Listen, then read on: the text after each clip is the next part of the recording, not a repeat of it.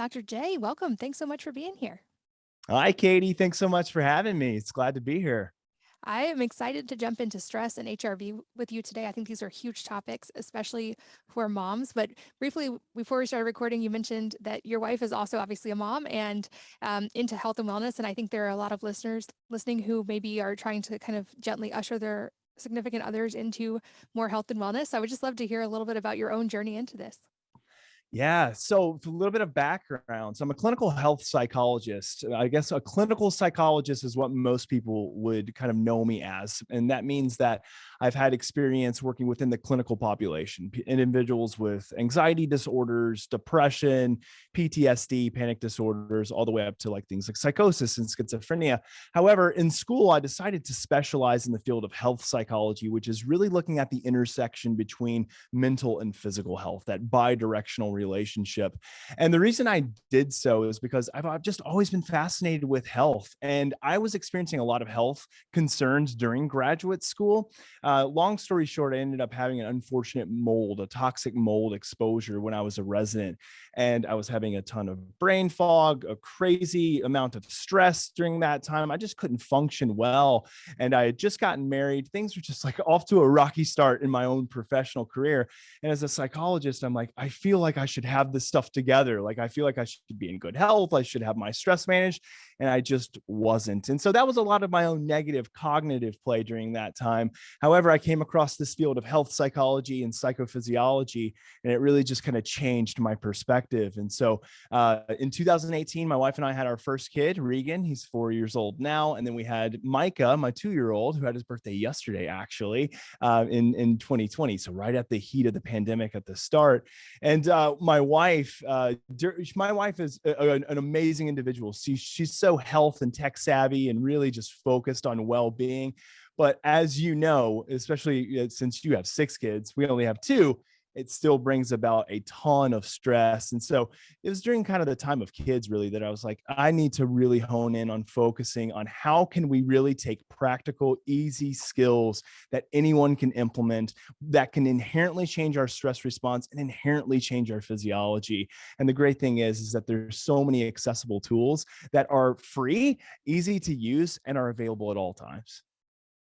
Yeah, and you're so right. It's very much a both and because that physical health, mental health balance is a circular thing where mental health affects how your body feels and your actual physiology, and your physical health also can impact your mental health through all these mechanisms we're starting to understand.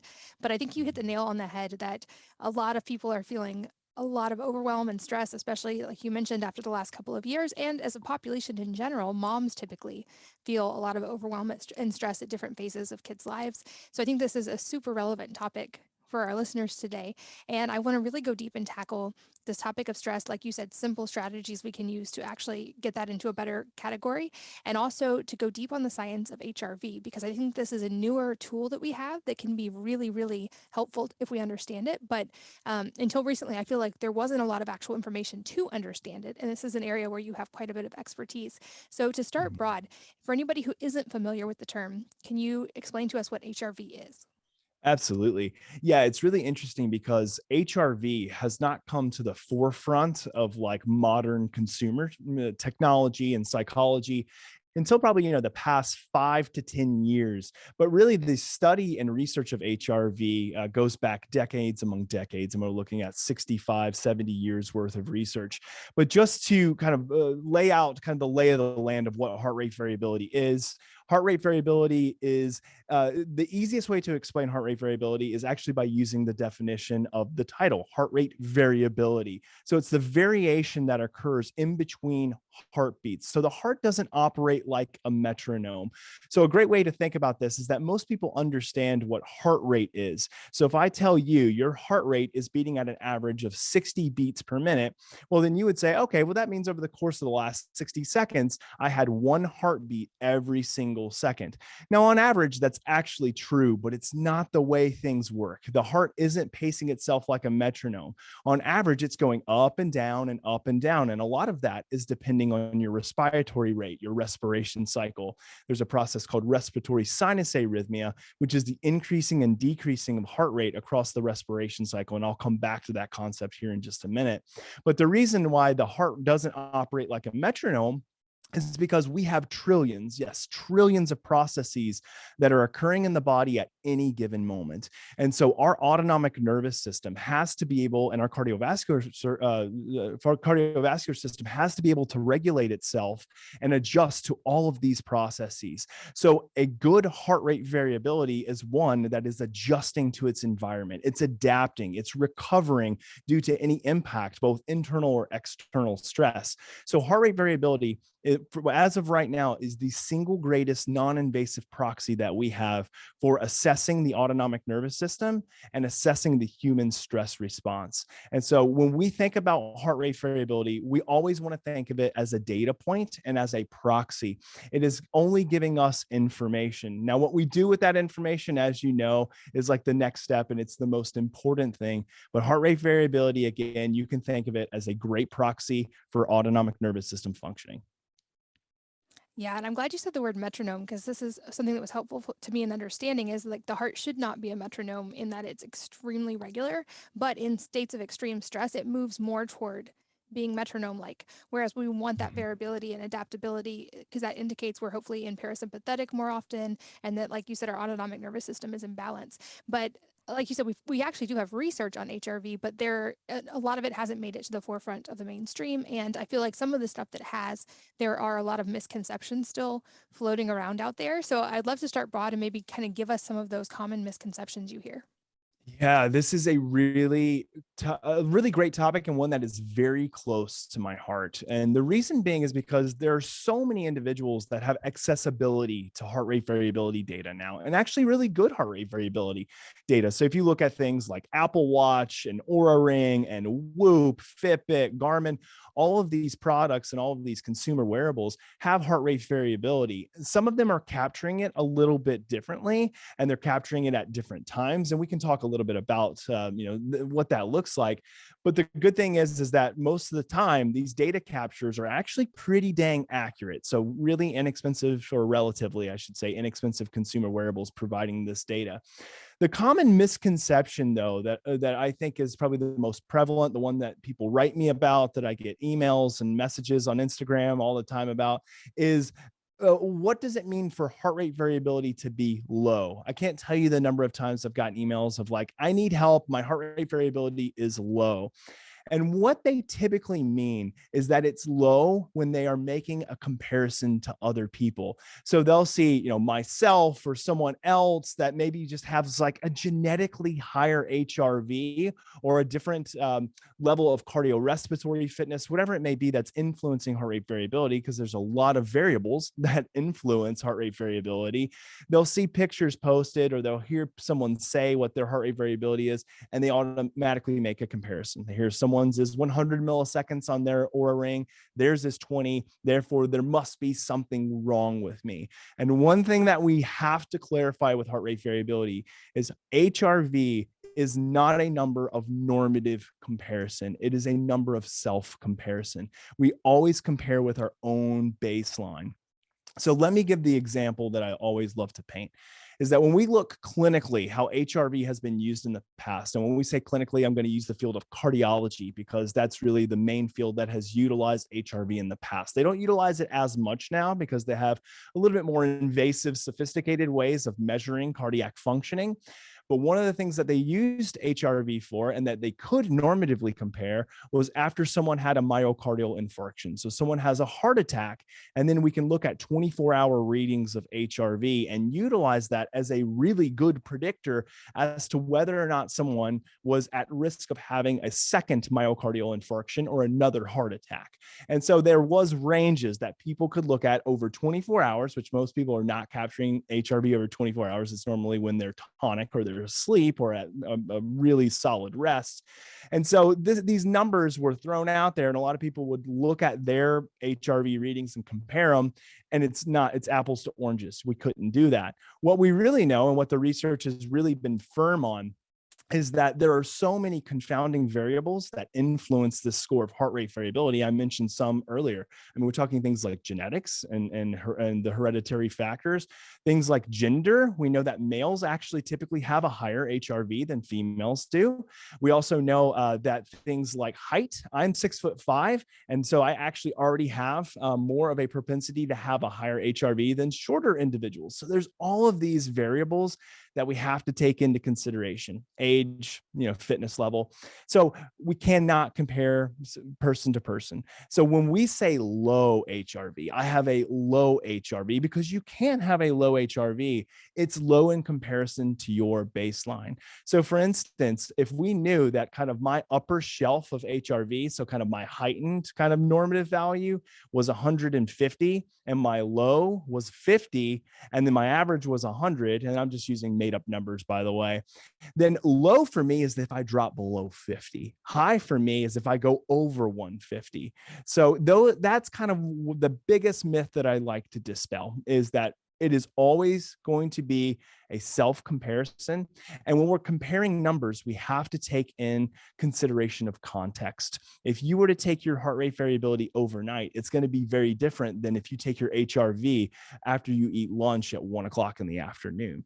So does that mean then that we can compare those scores? Well, not really. Could you compare scores maybe from day to day at the same time in the same conditions? Yes.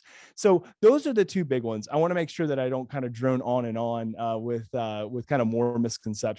So I'll pause here. But I think that those are the two biggest ones: context, and then also knowing what you're comparing. That is really helpful for context because I have, for instance, a friend whose average is 180 to 200 every night on his Oura ring. And he also isn't an elite athlete and is over 6 feet tall and has some of those factors in play. But if someone just saw that and compared and theirs was maybe like 40 on average, they would be like, oh my gosh, I'm going to die because mine is so low. And I think that's really important to keep top of mind as we go through this conversation is like everything in life, it's in comparison to yourself. And there's not Yes. a lot of good data to be gained by comparing yourself to other people who have all of these differences. You've also mentioned the word autonomic nervous system multiple times, and I want to make sure people have a baseline understanding of this before we go forward. So, for anyone who isn't quite familiar with that, can you just kind of give us an overview and explain its role in all this?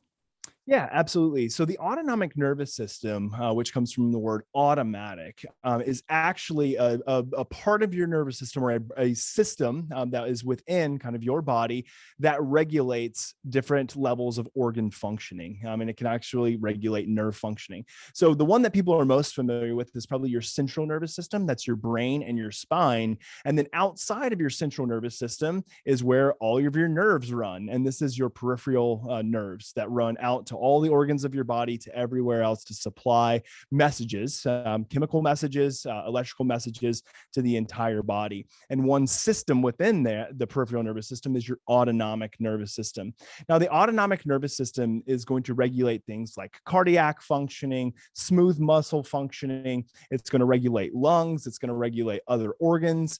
And it's dictated by two predominant systems, but it's actually made of three branches. So the two that most people are most familiar with would be the parasympathetic and sympathetic nervous system. I'll explain those two. But we also have to remember that the gut, or the enteric nervous system, is also another branch of the autonomic nervous system. So there's three.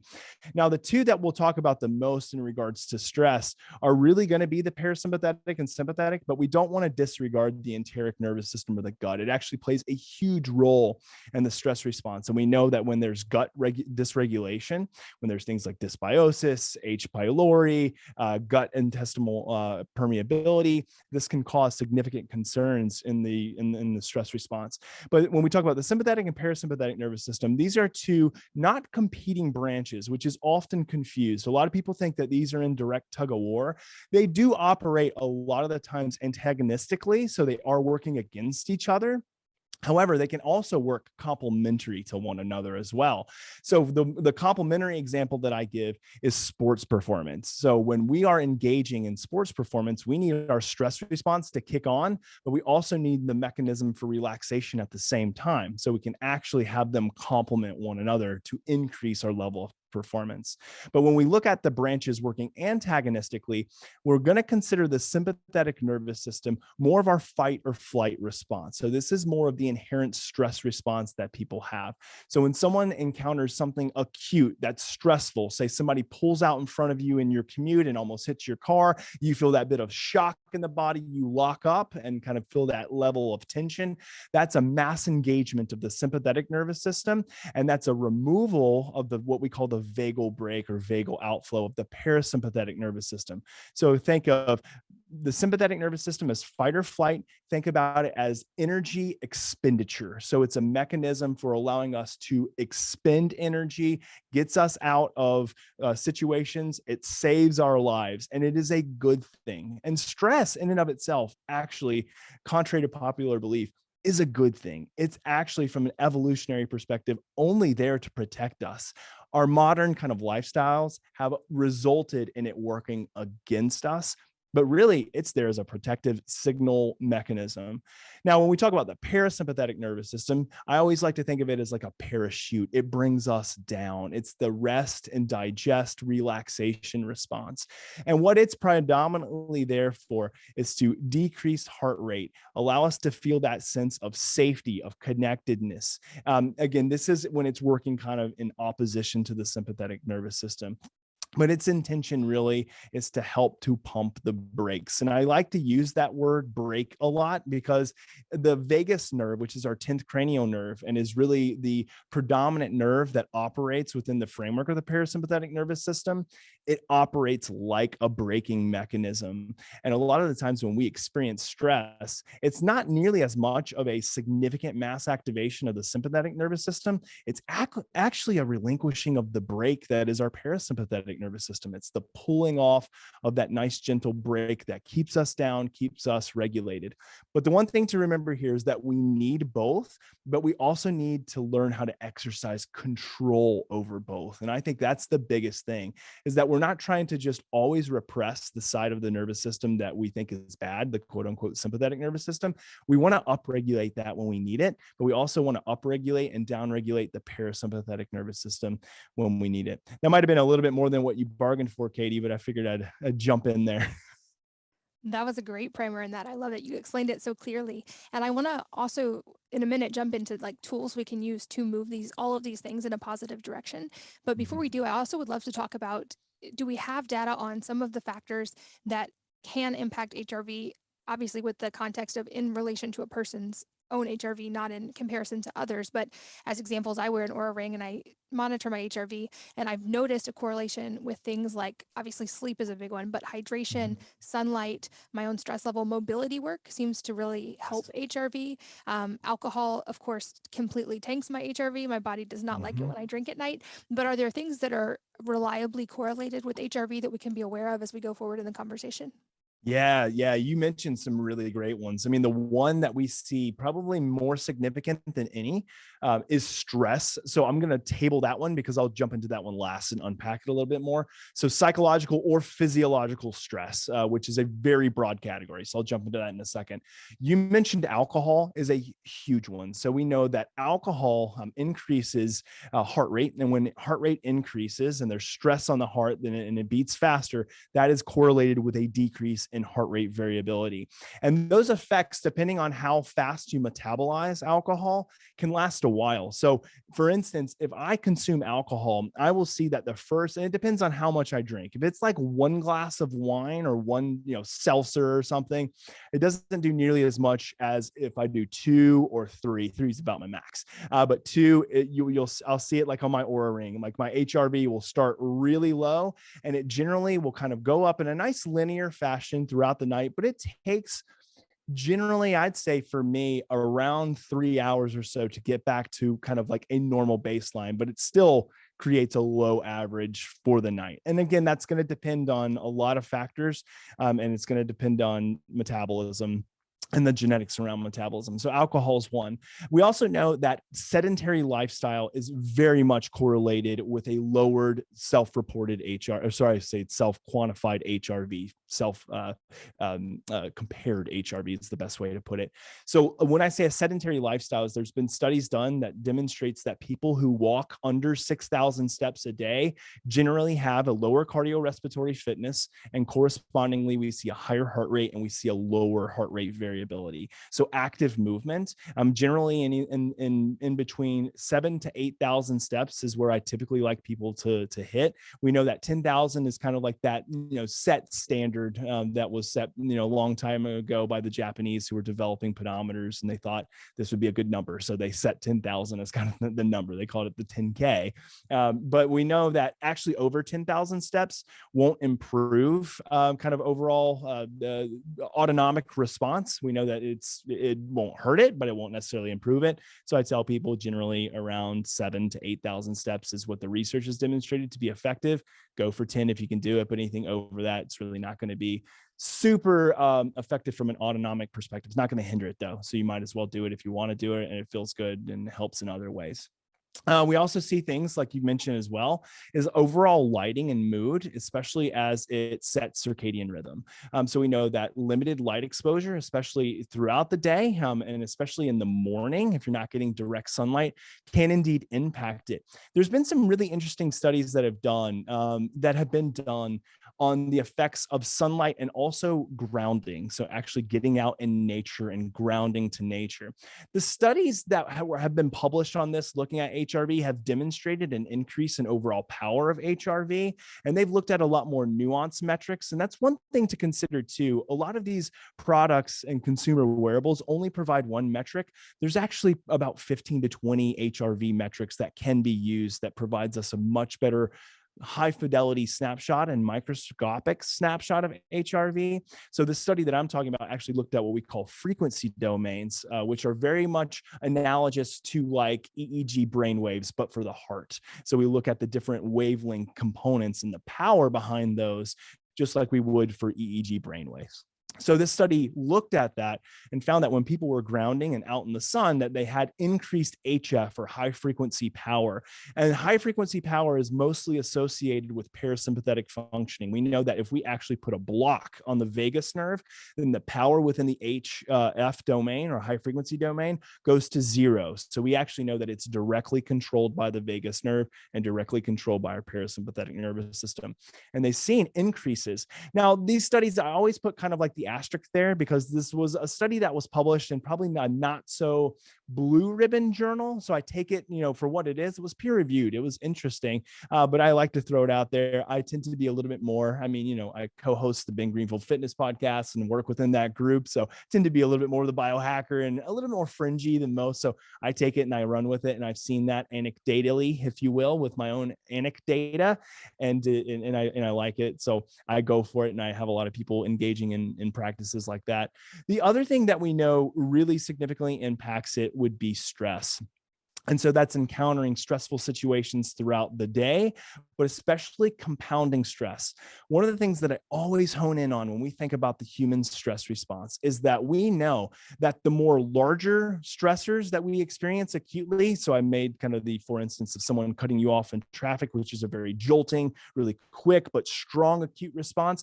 Those exposures that we have every once in a while aren't nearly as damaging to our autonomic nervous system and our human stress response as the smaller, quote unquote, I'll put them, compounding stressors. So you as a mom, my wife as a mom, me as a dad, like when the kids are screaming or yelling, at night during dinner, or, you're trying to focus on something, those little things, it could be an email that you get, all these little build-up stressors that we experience on a day-to-day basis, they compound. And when they start to compound and our ability to be resilient to those and adaptive to those aren't there, or we're not introducing things to help us with that, that's where we start to see the most damage, if you will. And so that's much more concerning to me than those kind of like larger, more acute. Now, there is an extreme there, right? I mean, if you're somebody who's in war, or you're somebody who gets in a major car accident, or you have some major catastrophic life event, like that's going to affect you in a different way. But it's really the one that we focus on that most people experience are the small compounding things: relationships, finances, work, all of the above. We know that those are the biggest ones.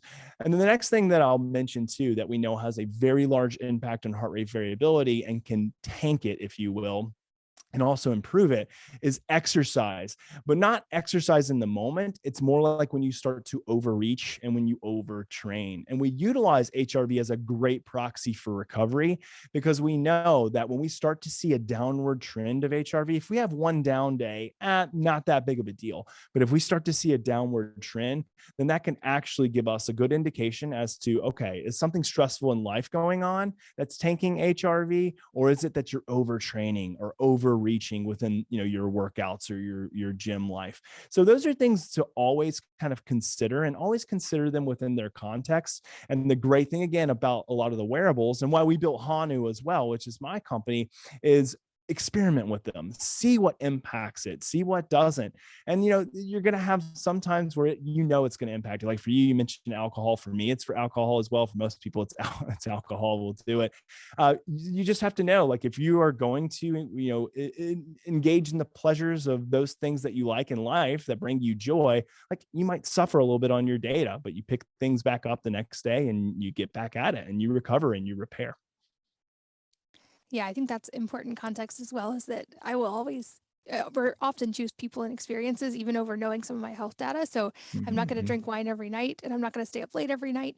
But if there's a chance where I'm bonding with people and social connection and relationships, I will choose that sometimes, even knowing my data. And I love that you use the word anecdata as well, because Yes. I realize we have to separate this, of course, from the scientific literature that we have. But also, I say a lot, we are each our own primary healthcare provider, and our own data can be very informative, especially if we know what to do with it. And it sounds like there's a lot of crossover here, obviously, with stress and HRV, and that improving our resilience to stress is going to have a big impact on all of these things happening within our body. So let's talk a little bit about that, and it maybe also line up a little bit with sleep and how we can improve that. Yeah, indeed.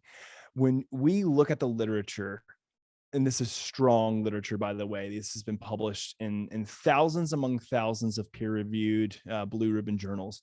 When we look at the single greatest mechanism for raising HRV, and I want to put this a huge disclaimer before I say what I'm about to say. At the beginning of the podcast, remember, I recall saying that I said HRV is a proxy. It is data. It is information. And we have to remember that that's what it is. It is data and it is information. But what is it a proxy for? What does it mean? Because we don't want to get into this sport of like gamifying it. Like, oh, how high can I raise my HRV? Well, for what? Like, what does that actually mean? Oh, my HRV is low. Well, okay, but what does that actually mean? In a minute, I also want to talk about why we need to also marry our subjective experience with objective data, and why our subjective experience is actually more important than our data.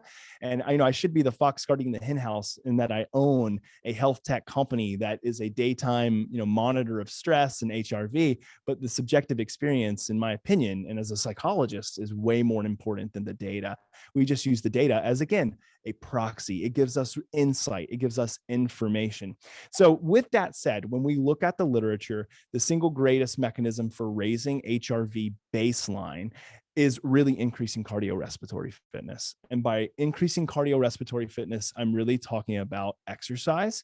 And I'm talking about doing two forms that have been found in the literature to be quite helpful. One would be endurance training, and the second would be resistance or weight training. So resistance training is highly effective in building overall strength and muscular endurance. And so we see that as being effective. We also know that it's extremely effective in increasing overall mood state and reducing depression, regardless of whether or not you're doing endurance type training. So this is resistance training. Now, when we look at endurance training, some of the greatest research that I've seen is looking at kind of moderate level exercise, or so-called zone 2 exercise. So zone zone 2 exercise is a lower heart rate level. It's a lower lactate threshold level. Really, the best way to know if you're whether or not you're in zone 2 is you actually see whether or not you can hold a conversation. That's a little bit strainful, might be a little bit difficult, but you can still hold a conversation. And if you get past that point, then you're probably in an upper threshold zone 3, or maybe entering into zone 4. Zone 5 would be like high intensity interval training, like really intensive heart rate, like almost max heart rate type exercise. And these can be extremely effective in increasing cardiorespiratory fitness. So when we say cardiorespiratory fitness, we're really just talking about how fit is your heart and how fit is your cardiovascular system, how fit is your respiratory system. So that is one way of doing it. So if people are not engaging in exercise, then it's always my pitch for why exercise is extremely important for stress resiliency, but also for autonomic nervous system functioning. The next thing that I really focus in on, and the research really focuses in on, is the utilization of direct tools for changing autonomic nervous system and autonomic control and regulation in the moment. And what that is breath work and HRV biofeedback. So there's this whole field of study referred to as HRV biofeedback, which is a very tech savvy way of calculating or quantifying the effectiveness of breathing, of breath work. And so, I'm board certified in HRV biofeedback. There's a lot of probably individuals within that domain who would think that's heresy for saying that, but that's really what it is. It's a way of looking at the physiological changes, utilizing your biology as a feedback mechanism when you're engaging in breathwork practices. So HRV biofeedback is a well-established field. This is one that has been published tens of thousands of times, HRV biofeedback efficacy, that is, but it's been demonstrated to be extremely helpful. And yes, raising baseline HRV, but the most important thing, and this is the tool that I tell people is the most important, is it teaches people good autonomic control. So what does that mean? And here's the example I always give. If someone had an HRV of, let's say, 100, and another person had an HRV of 50, a lot of the modern day individuals, again, and we've already dispelled this myth, but I'll say it again. A lot of people would say, oh, it's probably that the person with the 100 HRV, they're the healthier individual. They're the less stressed individual. They're the, you fill in the blank. And somebody were to tell me that, I would say, no, absolutely not the case. What would be the case is looking to see how much control they have over their autonomic nervous system. Well, you would then say, okay, well, how would you know that? Like, what would you do to do that? Well, you would do HRV biofeedback, and you would see when someone engages in paced breathing, they increase respiratory sinus arrhythmia, which is the peak to trough differences in heart rate across the respiratory cycle. So the way to think about it is that when we inhale, the heart is going to speed up, and that's because the vagal brake is coming off. And this makes sense, right? There's more oxygen that needs to be delivered to the brain, to the body, to vital organs. And so when it senses that it's present because you've inhaled, time to speed the heart up, to pump it out to all the organs.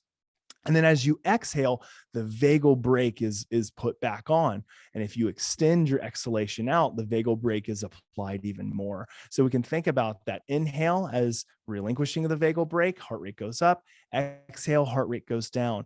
The longer that we extend that cycle to an extent, that breath cycle, and slow it down, the more we're going to increase heart rate variability. Because if we increase those peak to trough differences across the respiratory cycle by slowing our breathing down, we're going to inherently increase the variability across the cycle. So when people ask, what is the major influencer of heart rate variability?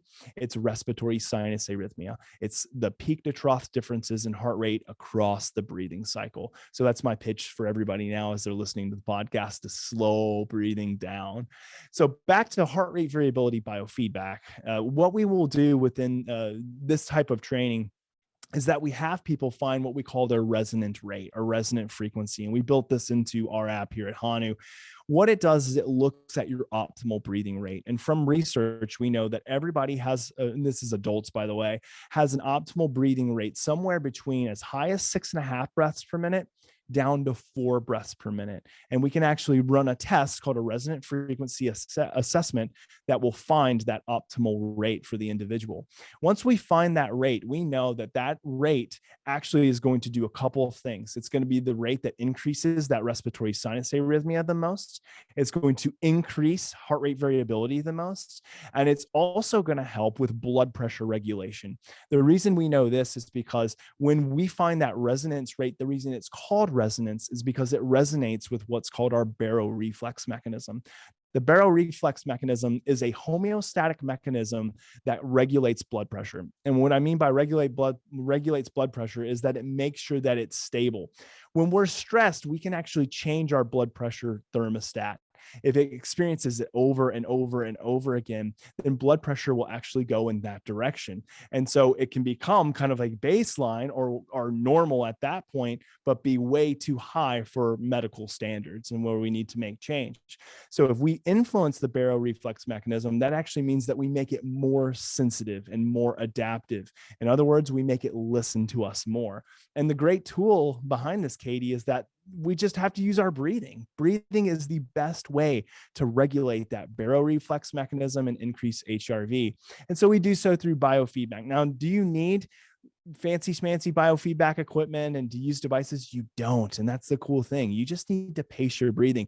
What I like about biofeedback and what the research demonstrates in biofeedback is it helps with conditioning.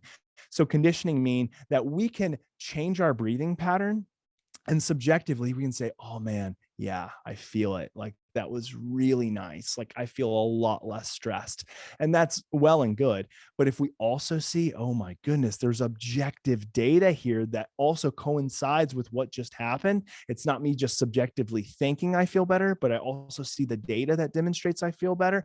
Then people are much more likely to make it a habit and come back for more and experience that dopamine release and want it over and over and over again. So I love it as a great tool. I tell people you don't have to use technology and wearables in order to do something like heart rate variability biofeedback, but it's a great way to keep you motivated because you'll see that change. So that's my pitch. Now, if you want to know kind of like what is kind of like the established research standard for how often someone should be doing something like heart rate variability biofeedback, there really is no standard. However, most clinical biofeedback that's done with people with clinical anxiety, depression, PTSD, they'll do it typically 25 minutes twice a day. So it's a lot, 50 minutes a day. I tell people if you can do it 5 to 10 minutes a day, you will see significant results. And there's research to also demonstrate that as well. Most people aren't necessarily experiencing clinical disorders like clinical anxiety and depression or PTSD. There are many individuals like that, obviously. And I think it would be good to try 25 minutes twice a day. But for most people, they could benefit from 5 to 10 minutes a day. So again, I know I can go on and be verbose, but those are a couple ways. There's other ways too. If you want me to mention, there's some other things that have been demonstrated in the research to also be highly effective, and I can get into those as well. Yeah, let's touch on those briefly and then we'll circle back a little bit more about the training and biofeedback side. Sure. Yeah. So the other ones that are really effective that I use daily, and this also have been found in research to be highly effective in modulating HRV, but let's go ahead and replace that with strengthening resiliency to stress, would be elemental stress exposure. And what I mean by that is heat exposure, hot exposure, and cold exposure. So what we know in the literature, and this is fascinating research, and I'll have to send you this study via email because it's one of the most fascinating sauna studies that I've ever seen, is that when individuals engage in sauna sessions, we know that if you take a baseline HRV before session, and then you take an HRV baseline about an hour after your sauna session, you will see significant improvement after sauna sessions. Now, during a session, your HRV is going to tank. Your heart rate's going to increase like crazy. And as it should, these are hormesis. This is hormetic stressors, but it's made to build you back bigger, faster, stronger. So there's a lot of things that's occurring within the sauna session spectrum that are extremely helpful. I mean, we have the activation of heat shock proteins, the activation of sirtuins, but we also have the ability to mimic exercise. Now, I'm not saying to dump exercise for sauna session, but in conjunction with exercise, it can be really great. I mean, you want to exercise because you want muscle protein synthesis. I mean, you want a lot of the other growth factors from a muscular standpoint, but we can influence or mimic some of the cardiovascular benefits of exercise via sauna. So sauna is one of those. Now, I typically like to recommend about 19 to 20 minutes, 3 to 5 times a week for this, but the research has demonstrated, and it's so cool, that you can increase just within a time period of 1 hour, the baseline HRV from start to finish after a sauna session. So I love heat exposure, but I also love cold exposure. Now, cold exposure can take it can look like many different things. I think there's kind of like a tiered system, and I like the way that Andrew Huberman puts it. Like at the top tier would be like cold plunging. So it's actually getting into a cold plunge for anywhere from 2 to 3 minutes. It doesn't have to be long enough to really kickstart noradrenaline, to kickstart epinephrine, and to kickstart dopamine. All three of them happen when we get into chronic heat, or I should say acute heat exposure and acute cold exposure. So a good cold plunge is really effective in HRV. And there's great studies on that as well that was sent over by the guys who own a company, Morosco Forge. Dr. Tom Seeger sent me some amazing research on HRV and the effectiveness of cold exposure. The other thing is like cold shower. So we could do like a 3-minute cold shower can be highly effective as well, or even filling up a tub with cool water, as cold as it will go, and sitting in it so that you don't have to buy, 20 pounds, 20 bags, I should say, of ice and fill up the tub. So those are two that I really like. The last one that I'll mention for HRV, which is really important as well, and I talk about it a lot on my podcast, is nutrition and inflammation reduction. So we know that individuals who are eating really poor quality diets, standard American diets, it's high in linoleic acid and refined processed seed oils, refined processed sugars. When inflammation markers go up, we always see a 1-to-1 correlation of these autonomic nervous system markers go down. So we know that as C-reactive protein or homocysteine go up, we see HRV markers go down. We see heart rate go up. We even see respiratory rate go up in comparison and correlation with those markers. So I always like to hone in on nutrition and ensuring that people are eating a really high quality whole foods diet. They're being tested for these inflammatory biomarkers, and they're looking at them in comparison to these other markers that we're taking that are great direct measurements of the autonomic nervous system. So this is just the few I wanted to add in outside of biofeedback. I love it. That was super comprehensive. And to echo what you said, I've noticed the biggest difference personally for myself when I do hit strength training workouts every week. I'm also a big fan of sprinting a couple times a week for the effects that has. And then just supplementing that with that low level zone 2 stuff, which might be just walking, might be jumping on the trampoline with my kids, just moving around, even like organizing my house like pretty quickly can get in that zone 2. And then same with sauna. I think if sauna were a pill, everyone would take it because the studies are absolutely phenomenal. And I know it's not inexpensive or easily available, but it's definitely something that I prioritized in our budget because of how profoundly it can impact health. But I do think, really to echo your point, is breath might be the most underused tool that we have. And it's something that we're all doing, obviously, all the time, but we don't necessarily think about. And when you said that 4 to 6 breaths per minute range, I know from Oura Ring data, most people's respiration rate is much higher than that on average. So I'm really curious, if we start training breathing through some of these feedback mechanisms, can we actually create a lasting change in that, even in the times when we're not training? Yeah, phenomenal question, because I'm asked this one all the time, right? They're like, okay, so you talk about breathing at this rate of, your resonant rate, 4 to 6.5 breaths per minute, but my Oura Ring says I'm at 16 breaths or I'm at 17 breaths. Like, what's going on here? Like, am I able to significantly change that? The one good clarification that I want to make here is that when you are practicing this breath work, this HRV biofeedback resonance type breathing, you are doing something and making changes to your physiology that are not normal. They're not hormetic stressors, and they're not stressors at all. They actually are engaging parasympathetic and vagal outflow and output. but they're not normal. So if I were to see somebody breathing at that slow of rate when they had like Oura ring scores, I would think, uh-oh, like this person has apnea. This is not good because they're like cutting off breathing.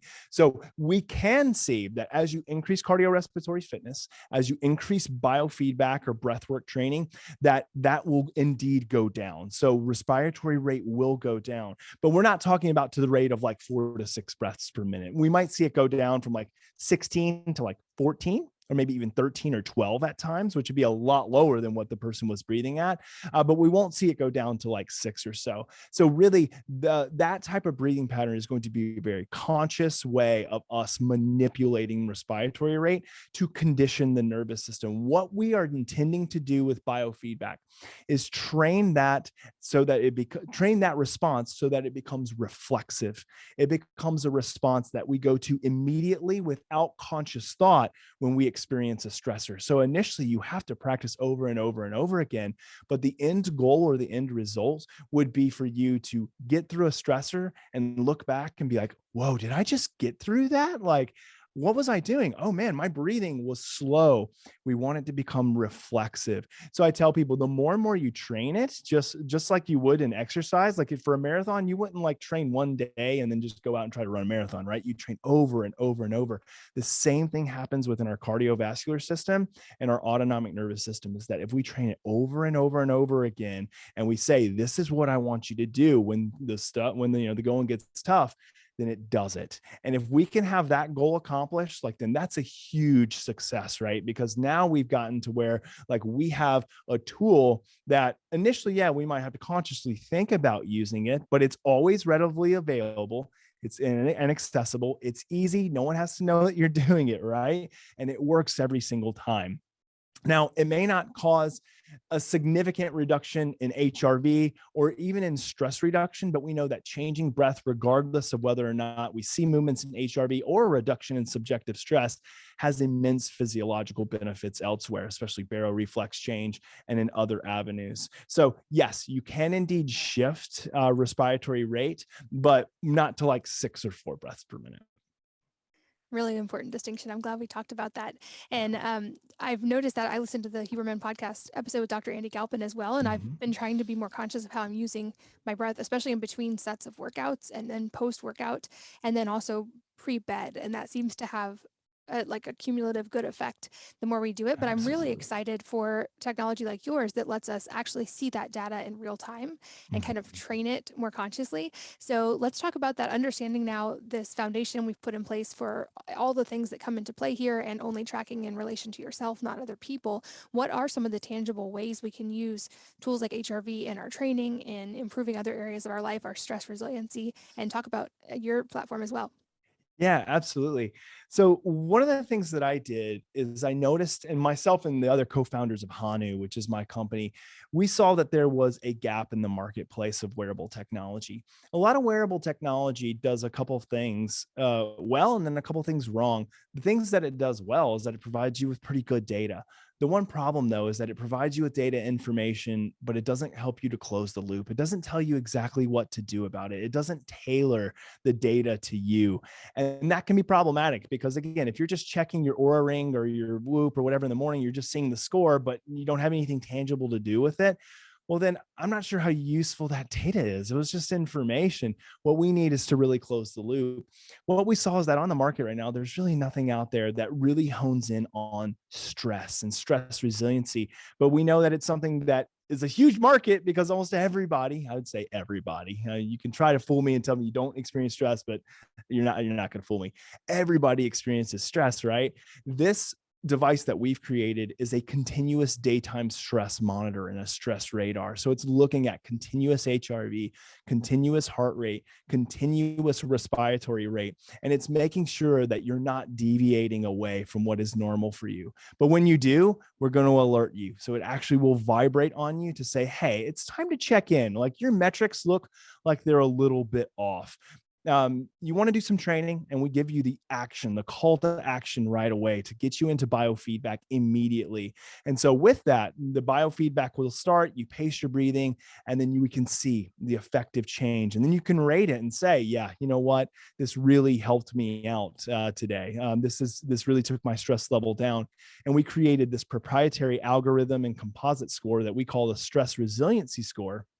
And what the stress resiliency score is it's kind of like a really good composite score that indicates kind of like your 0 to 100 scale. Like this is kind of where you are. And it modulates throughout the day, depending on your data, depending on your training. It also allows you to log life events. So when we give you an alert and we say, okay, it looks like something's a little bit off with your nervous system right now, you can tell it, yeah, you know what it is? I'm stressed. Like I was just, writing an email or reading an email like to my boss, or like, yeah, my kids were just like screaming and yelling while I was cooking dinner, or whatever the event happened. Like you were able to log that and then look back over time, like, oh man, over the last like month, the thing that's stressing me out the most is finances, or the thing that's stressing me out the most is work, or it's kids, or it's my spouse, or whatever it may be. So that allows you to track throughout the day. So this is really meant to be worn all throughout the day to monitor you, to help you out. But we say too that we yes are tracking data, but we don't want to overemphasize data. Like the intention behind this is really for you to focus and become more self-aware of when you're stressed, and then better self-regulate your stress response. Because self-awareness, which you get from a lot of wearables, is great, but self-awareness without self-regulation is totally incomplete. So we really want to give you the tools to close the loop, have really good data, use the data for what it's intended to do, and then close the loop to really help you to see the effectiveness of it and continue to draw upon that. Well, I'm very excited to try it, and I will definitely report back on what I learn. I always love having actionable data, not just data. And this is really exciting that we have this much understanding and now tangible tools to be able to use it for positive change. I love that it gives feedback throughout the day. So Yeah. it pays attention when you may not even be paying attention and can give you feedback. As we get close to the end of our time, a couple last questions I want to ask.